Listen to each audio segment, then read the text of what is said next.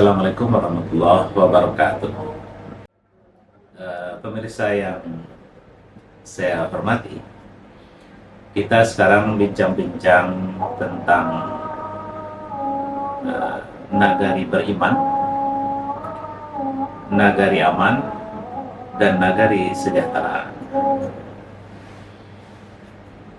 Kita diberkati oleh Allah SWT, nagari yang indah, dengan potensi sumber daya manusia dan juga sumber daya alam yang luar biasa. Maka jika kita ingin membangun masyarakat, ya mari kita mulai membangun dari nagari. Nagari yang kita maksud memang nagari yang diberkati oleh Allah Subhanahu wa Ta'ala.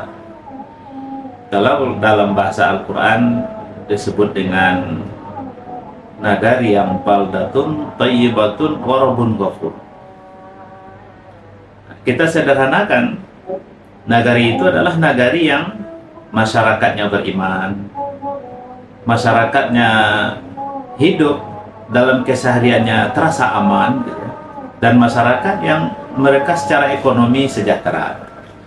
Nah, itulah yang kita maksud dengan nagari yang beriman, nagari yang aman, dan nagari yang sejahtera masyarakatnya.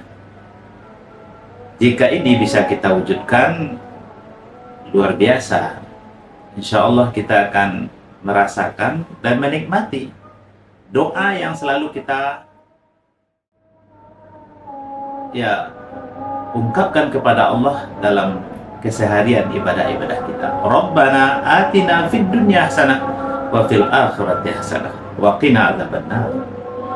Ya, doa itu kita nikmati dalam bentuk nagari-nagari kita yang masyarakatnya beriman, ya, masyarakatnya aman dan sejahtera ekonominya. Ya. Bagaimana masyarakat yang beriman, masyarakat yang aman, dan masyarakat yang sejahtera itu? Nah, kita tunggu penjelasan berikut.